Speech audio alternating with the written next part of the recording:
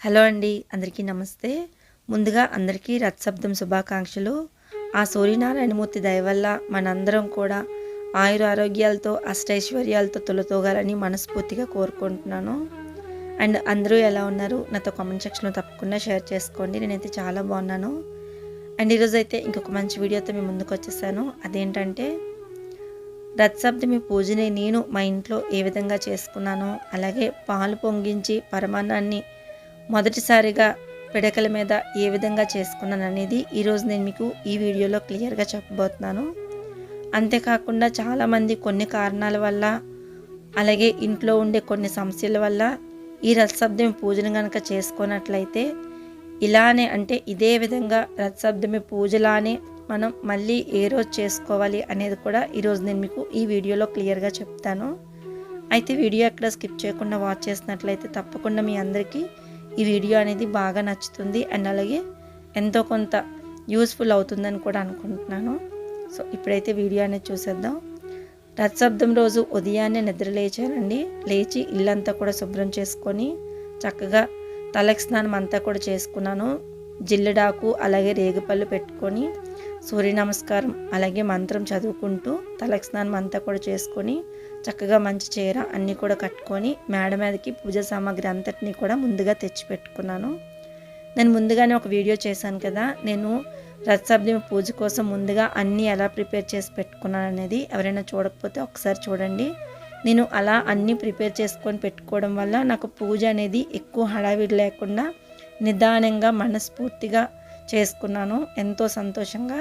So ఎవరైనా చూడకపోతే ఒకసారి చూడండి, ఖచ్చితంగా మీ అందరికీ హెల్ప్ అవుతుంది అనుకుంటున్నాను. అండ్ పాలు పొంగించడానికి పొయ్యి సిద్ధం చేసుకున్నాను.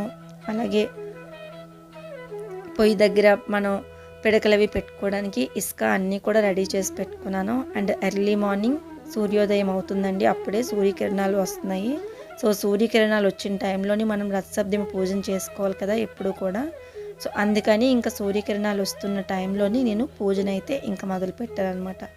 ముందుగా మనం పొయ్యిని ఎక్కడైతే అరేంజ్ చేసుకున్నామో, అంటే మా ఇంటికి పైన టెర్రస్ మీద ఆగ్నేయం దిశగా నేను పెట్టుకున్నాను పొయ్యి అక్కడ పెడితేనే మంచిది కాబట్టి అక్కడ పెట్టుకొని ఫస్ట్ అక్కడ ముగ్గు వేసుకొని చక్కగా కొంచెమంత గంధం అన్నీ కూడా వేసుకొని శుద్ధి చేసుకున్నాను. భూమిని శుద్ధి చేసుకొని అక్కడ కొంచెమంత ఇసుక వేసి ఇసుక దగ్గర 3 ఇటుకలు కూడా పెట్టుకున్నాను. ఇటుకలకి పసుపు అలాగే కుంకుమ బొట్లు కూడా పెట్టుకొని వరిపిండితో ముగ్గు కూడా వేసుకున్నాను అనమాట.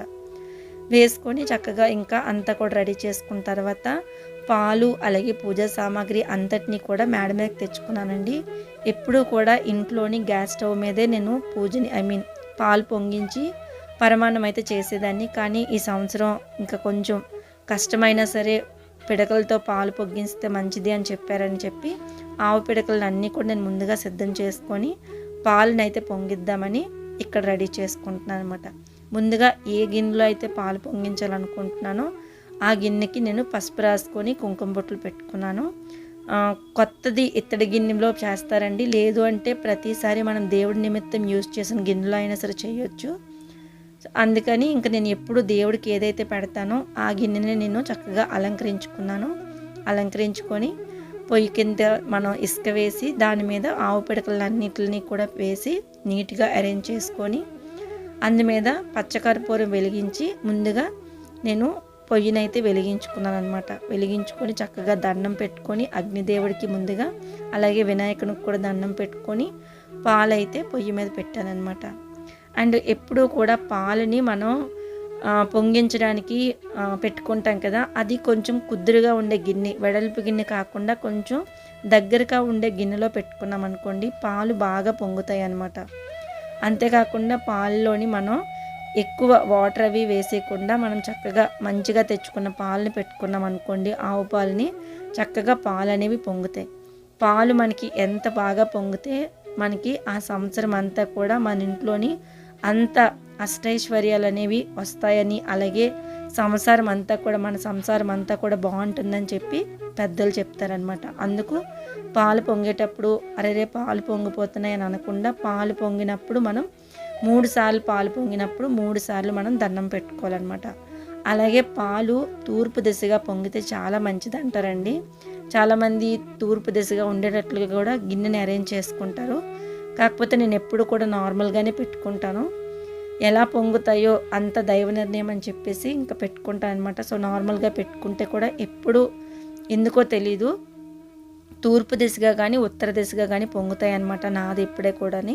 సో ఈ సంవత్సరం తూర్పు దిశగా పొంగాయి. వెంటనే 3 సార్లు ఇంకా దండం పెట్టుకొని చక్కగా ఇంకా చెరుకు ముక్క కూడా రెడీ చేసి పెట్టుకున్నాను. ఎందుకంటే గరిటె పెట్టి కలపరు కదా రథసప్తమి పరమాన్నాన్ని. చెరుకు ముక్కను కూడా రెడీ చేసి పెట్టుకొని అందులోని ఫస్ట్ 3 గుప్పెళ్ళు నెయ్యి రాసిన బియ్యాన్ని వేసుకున్నాను. మనం రథసప్తమికి పరమాన్నం వండేటప్పుడు నార్మల్గా కడిగి వెయ్యం కదా బియ్యము, నెయ్యి రాసి వేసుకుంటాం కదా. సో నెయ్యి రాసిన బియ్యాన్ని 3 సార్లు వేశాను. తర్వాత అత్తయ్య పేరు మీద, అలాగే మా వారి పేరు, అలాగే పిల్లల పేర్లు, మా గోత్రం అన్నీ కూడా చెప్పుకొని నేను 3 సార్లు అయితే వేసి వాళ్ళందరి పేర్ల మీద కూడా వేసి ఇంట్లో అందరి పేర్లు, అమ్మ నాన్న మా ఆడపడుచులు వాళ్ళ పిల్లల పేర్లు అందరి పేర్లు చెప్పి లాస్ట్లోని మన సబ్స్క్రైబర్స్ అందరి పేరు మీద కూడా నేను ఒక గుప్పెడితోని బియ్యం అయితే వేసాను అనమాట. వేసి అలా దాన్ని ఉడకనిచ్చి అందులో బెల్లాన్ని కూడా వేసేసి చక్కగా కలిపేసుకున్నానండి. అలా పిడకలు చాలా బాగా వండాయి.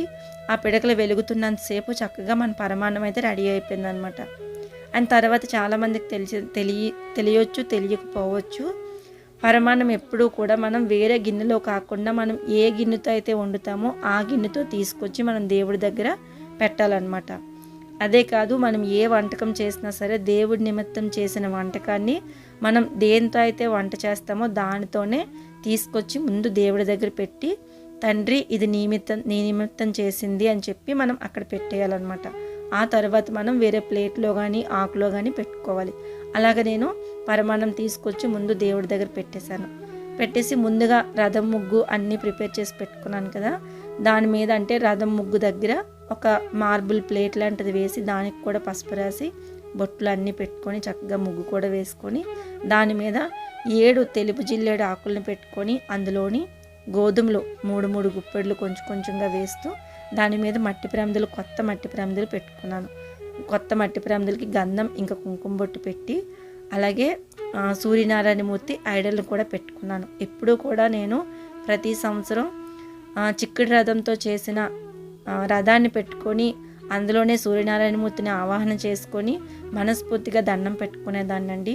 ఈ సంవత్సరం ఆ తండ్రి దయ, అలాగే నేను చేసిన పూజల యొక్క పుణ్య ఫలితమో తెలియదు కానీ ఆ సూర్యదేవుని యొక్క మూర్తి రూపం కూడా నా దగ్గరికి వచ్చింది. అది కూడా పెట్టుకున్నాను. చాలా తృప్తిగా చాలా ఆనందంగా అనిపించింది. సో దానికి కూడా ముందుగానే ఐడల్కి కూడా చక్కగా ఆ ప్రతిమకి గంధం ఇంకా కుంకుమ బొట్లు పెట్టుకొని ఒక 2 జిల్లేడాకులను వేసి ఆ జిల్లేడాకు మీద ఒక ప్లేట్ పెట్టి అందులోని ఈ సూర్యనారాయణమూర్తి ఐడల్ని పెట్టుకున్నాను అనమాట. అలాగే అటు ఇటు 2 ప్యారెట్ హ్యాంగింగ్ డియాస్ కూడా పెట్టుకున్నాను. అలాగే ముఖ్యంగా ఎరుపు రంగు పువ్వులు పెడతాం కదా, మనం సూర్యనారాయణమూర్తి కంటేనే ఎరుపు రంగు పువ్వులు ఎంతో ప్రీతికరం అంటారు. ఆ ఎరుపు రంగు పువ్వుల్ని, గులాబీ పువ్వుల్ని, అలాగే చామంతి పువ్వుల్ని అన్నిటిని కూడా చక్కగా అలంకరించుకున్నాను అనమాట. అలంకరించుకొని ప్రమిదలు అన్నిటిలో కూడా నెయ్యి వేసుకున్నాను. కొత్త నెయ్యి ప్యాకెట్ తెచ్చానని చెప్పాను కదా, సో ఆ నెయ్యి వేసి అన్ని ప్రమిదల్లో కూడా 2 ఒత్తులు కలిపి ఒక ఒత్తి కింద చేసి దీపారాధనకు అయితే సిద్ధం చేసుకున్నాను అనమాట. అండ్ ఒకే ప్రమిదలోని 7 ఒత్తులు కూడా వెలిగించవచ్చండి. కాకపోతే నాకు ఆ టైంకి పెద్ద ప్రమిద అనేది దొరకలేదు. అందుకు చిన్న ప్రమిదలు దొరికేసరికి నేను చిన్న ప్రమిదలు తెచ్చుకొని 7 ప్రమిదల్ని చేసుకొని పెట్టుకున్నాను అనమాట రెడీ చేసి. అండ్ గోధుమల దీపారాధన చాలా మంచిదండి. ఇంతవరకు ఎవరైనా వెలిగించకపోతే కనుక ఈ మాఘమాసం గోధుమల దీపారాధనకి చాలా విశిష్టత.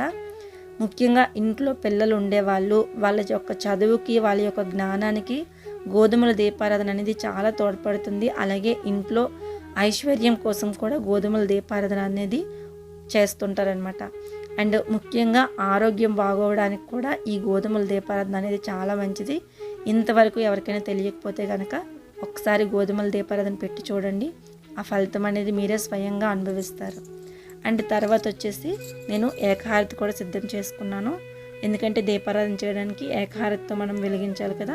ఏకహారతి కూడా సిద్ధం చేసుకొని ఒక ప్లేట్లోని పసుపు గణపతిని కూడా చేసుకొని పెట్టుకున్నాను.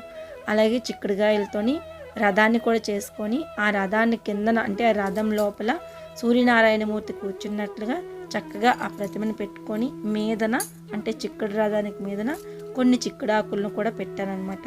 చక్కగా ఎంత నిజంగా నిండుగా అనిపించిందో బయట చూసినప్పటికైతే మాత్రం చాలా ఆనందంగా అనిపించింది, చాలా నిండుగా కూడా అనిపించింది అనమాట.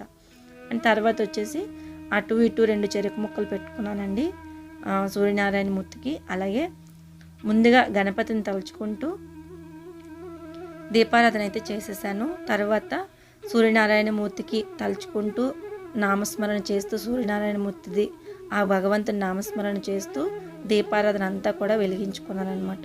అండ్ పక్కన నేను సూర్యాష్టకం పెట్టుకున్నానండి, ట్యాబ్లోని సూర్యాష్టకం పెట్టుకొని అది మనకి సాంగ్ వస్తూ ఉంటే వెనకాతలు నేను పాడుకుంటూ సూర్యాష్టకాన్ని పూజనంతటిని కూడా చేసుకున్నాను అనమాట. 7 ప్రమిదల్ని వెలిగించుకున్నాను. అలాగే పక్కన 2 ప్యారెట్ దియాస్ హ్యాంగింగ్ దియాస్ పెట్టుకున్నాను కదా, అవి కూడా వెలిగించుకున్నాను. ఒకవేళ గాలి వచ్చేస్తుందేమో, దీపాలు కొండెక్కిపోతాయేమో అని కొంచెం అంత సంకోచించి నేను 2 వేరేగా ప్రమిదలను కూడా పెట్టుకున్నాను. మన తులసమ్మ దగ్గర పెట్టుకుంటాం కదా క్యాప్ ఉండే ప్రమిదలు, అవి కూడా పెట్టుకున్నాను, అవి కూడా వెలిగించుకున్నాను అనమాట. కానీ అదృష్టం దేవుడి దయ అంతా ఉండి దీపాలు ఆఖరి అయ్యేంత వరకు, అంటే దీపంలో ఉండే ప్రమిదల్లో ఉండే నెయ్యి ఏదైతే ఉందో అది ఆఖరి అయ్యే వరకు దీపారాధన అనేది అలా వెలుగుతూనే ఉందండి. ఒక్క దీపం కూడా కొండెక్కకుండా చివరి వరకు చక్కగా వెలుగుతూనే ఉన్నాయి. నిజంగా ఇది ఫస్ట్ టైం. ఎప్పుడు కూడా మాకు మేడ మీద చాలా గాలి వస్తుంది, ఎందుకంటే మేము ఉండే 3rd ఫ్లోర్ కాబట్టి. ఆ టెర్రస్ పైకి వెళ్ళేసరికి చాలా గాలి వచ్చేసింది. కాకపోతే ఎర్లీ మార్నింగ్ చేయడం వల్ల ఏమో కానీ గాలి ఎక్కువ రాకుండా చక్కగా మనకి బాగా దీపాలు అయితే వెలిగాయి అనమాట. అండ్ తర్వాత వచ్చేసి అగరబత్తీలు అలాగే ధూప్ స్టిక్ కూడా వెలిగించుకొని స్వామికి ధూపం కూడా ఇచ్చి ఆదిత్య హృదయాన్ని చదువుకుంటూ నేను పూజనైతే కొన్ని పువ్వులు వేసుకుంటూ చేసుకున్నాను అనమాట. ఆదిత్య హృదయం కూడా నేను ఫోన్లో పెట్టుకున్నానండి, ఎందుకంటే ఆదిత్య హృదయం నాకు చూడకుండా రాదు. అలాగే చూసి చదవడానికి నా దగ్గర బుక్ లేదు కాబట్టి మనకి ఆ సాంగ్ వస్తూ ఉంటే వెనకాతల మనం కోరస్ లాగా పాడుకున్నట్లు ఉంటుందని చెప్పి నేను ట్యాబ్లో పక్కన పెట్టుకొని పూజనైతే చేసుకున్నాను. అండ్ ముందుగా వచ్చేసి గణపతికి పూజ అంతా కూడా చేసేసానండి. గణపతికి పూజ చేసి ఒక చెరుకు ముక్కలు నైవేద్యంగా పెట్టి హారతి కర్పూరం అంతా కూడా ఇచ్చిన తర్వాత సూర్యనారాయణ మూర్తికి పూజనైతే చేసుకున్నాను అనమాట. అలాగే ఈరోజు మనస్ఫూర్తిగా కోరుకున్నానండి, ఈరోజు ఎవరెవరైతే పూజ చేయలేదో వాళ్ళందరి తరపున కూడా నేను స్పెషల్గా మీ అందరి కోసం కూడా ప్రార్థన చేశాను. ఎందుకంటే చాలా సమస్యల వల్ల కొంతమందికి లేడీస్ ప్రాబ్లమ్స్ వల్ల పూజ చేసుకోవడం కుదరదు. ఆ బాధ ఎలా ఉంటుందో నాకు తెలుసు, ఎందుకంటే కొన్ని పూజలు అడ్డొచ్చినప్పుడు నాకు కూడా బాధ అనిపిస్తుంది. అరే ఈరోజు పూజ చేసుకోలేకపోయినని వాళ్ళందరి కోసం కూడా నేను వాళ్ళ ఇంట్లో వాళ్ళందరూ కూడా బాగుండాలని, ఆయుర ఆరోగ్యాలతో ఉండాలని అందరి పేరు మీద కూడా నాకు తెలిసి తెలియనట్లుగా వాళ్ళ పేర్లు నాకు తెలియకపోయినా మన ఫ్యామిలీ అనుకునే మన సబ్స్క్రైబర్స్ అందరూ వాళ్ళ ఫ్యామిలీస్ అందరూ బాగుండాలని మనస్ఫూర్తిగా కోరుకున్నాను అనమాట. అండ్ తర్వాత చాలామందికి ఉండే డౌట్, ఎందుకంటే నన్ను కాల్ మీ ఫర్ యాప్లో ఆల్రెడీ కాల్ చేసి అడుగుతున్నారు అండ్ అలాగే మెసేజెస్ కూడా చేస్తున్నారు ఇన్స్టాగ్రామ్లోని. వాళ్ళందరూ ఏంటంటే అక్క రథసప్తమికి మాకు అవ్వలేదు, మరి ఎప్పుడు చేసుకోవాలి పూజ అన్నారు. రథసప్తమి రోజు అంటే ఈ రోజు చేసుకోలేని వాళ్ళు ఈ మాఘమాసంలో వచ్చిన ఏ ఆదివారం అయినా సరే ఈ పూజ చేసుకోవచ్చండి. మాఘ ఆదివారాలన్నీ కూడా చాలా స్పెషల్ సూర్యనారాయణ మూర్తికి. ఇప్పుడు ఏ విధంగా అయితే పాలు పొంగించి చేశామో అదేవిధంగా ఈ మాఘ ఆదివారాలు 4 ఆదివారాలు వస్తాయి అనుకుంటున్నాను ఈ సంవత్సరం. ఈ మాఘ 4 ఆదివారాల్లో ఏ ఆదివారం అయినా సరే ఇదే విధంగా మీరు ఇంట్లోని పాలు పొంగించి చక్కగా పరమాన్నం చేసి సూర్యనారాయణ మూర్తికి సూర్యకిరణాలు వచ్చిన స్థలంలోని పూజ ఏర్పాటు చేసుకొని పూజ చేసుకున్నారనుకోండి, రథసప్తమి చేస్తే ఎంతటి పుణ్యఫలితం అయితే వస్తుందో అంతే పుణ్యఫలితం అనేది మనకి వస్తుందన్నమాట. ఈరోజు చేయలేదని ఎవ్వరూ బాధపడాల్సిన అవసరం లేదు. అలాగే గోధుమల దీపారాధన ఈ నెలలో ఏ రోజు వెలిగించినా పర్వాలేదండి. మీరు ఇంతవరకు కనుక వెలిగించకపోతే గోధుమల దీపారాధన ఎలా వెలిగించాలనేది నేను సపరేట్ వీడియో చేశాను, ఒకసారి చూసుకొని మీరు ఆ దీపారాధన అయితే చేసుకోండి, ఓకేనా. బాధపడాల్సిన అవసరం లేదు. ఈ నెలలో ఏ రోజైనా సరే ఈ రథసప్తమి పూజ అనేది చేసుకోవచ్చు అనమాట. అంటే ఈ రోజు వీలు కాలేని వాళ్ళు అది. అండ్ తర్వాత వండిన పరమాన్నాన్ని 7 చిక్కుడాకులు పెట్టి 7 చిక్కుడాకుల్లో కూడా నేను పరమాన్నం పెట్టాను. అలాగే మన కులదైవం కానీ ఒక గిన్నెతోని, అలాగే విఘ్నేశ్వర స్వామి కానీ ఒక గిన్నెతోని 2 గిన్నెలతో కూడా నేను పరమాన్నాన్ని పెట్టి నివేదన అయితే చేస్తున్నాను అనమాట. ధూపం దీపం నైవేద్యం అన్నీ సమర్పించి తాంబూలం అంతా కూడా పెట్టి మనస్ఫూర్తిగా దేవుడికి దండం పెట్టుకొని కాసేపు అలాగ కూర్చున్నానండి. ఎందుకంటే పూజ అంతా అయిపోయిన తర్వాత ఆ సూర్యకిరణాలు అనేవి మన ఒంటిని తాకాలి అని చెప్పి పెద్దలు అంటుంటారు.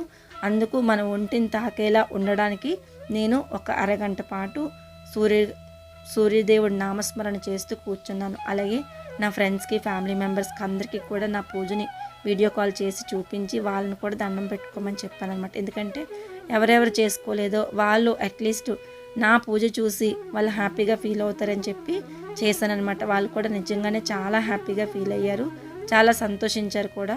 నీ పూజ చూసి మేము చేసుకున్నంత హ్యాపీ అనిపించింది అని చెప్పి. సో నాకు కూడా ఎంతో తృప్తి అనిపించింది అనమాట. అలాగా వాళ్ళు చూసి వాళ్ళు ఆనందపడగానే ఆ విధంగా నేను కాసేపు అలా కూర్చున్న తర్వాత మా వారు మేడ మీదకి వచ్చి స్నానం చేసి సూర్యదేవునికి అర్ఘ్యం అయితే ఇచ్చారు. ఎందుకంటే మగవాళ్ళు ఇవ్వాలి కదా, సో ఆడవాళ్ళు ఇవ్వకూడదు అర్ఘ్యం అనేది. ఆయన అర్ఘ్యం అంతా కూడా ఇచ్చి దండం పెట్టుకున్నారు. తర్వాత చిక్కుడాకుల్లో నుండి నైవేద్యాన్ని నేరుగా చేత్తో కాకుండా చిక్కుడాకుతో ఉండేటట్టుగా, అంటే నాకి తినమని చెప్తారు కదా, అలా తినాలన్నమాట. అలా తిని పూజను అంతటినీ కూడా నేను ముగించుకొని మనస్ఫూర్తిగా దండం పెట్టుకున్నాను. తర్వాత పూజా సామాగ్రి అంతటిని ఎలా తీసాను, వాటిని ఏం చేశాను అనేది మన సెకండ్ ఛానల్లో పోస్ట్ చేస్తాను. ఎవరైనా చూడకపోతే ఒకసారి మన సెకండ్ ఛానల్ని చూడండి. అండ్ ఈ విధంగా నేను సూర్య రథసప్తమి పూజ అనేది ఈ విధంగా చేసుకున్నానండి. అండ్ ఐ హోప్ ఈ వీడియో మీ అందరికీ నచ్చినట్లయితే please like, share, comment and ఛానల్ని సబ్స్క్రైబ్ చేయడం అసలు మర్చిపోద్దు. మరొక ఇంట్రెస్టింగ్ వీడియోతో నేను మిమ్మల్ని మళ్ళీ కలుస్తాను. అంతవరకు bye, take care, have a nice day. Thank you so much for watching. అందరికీ నమస్తే, ధన్యవాదాలు.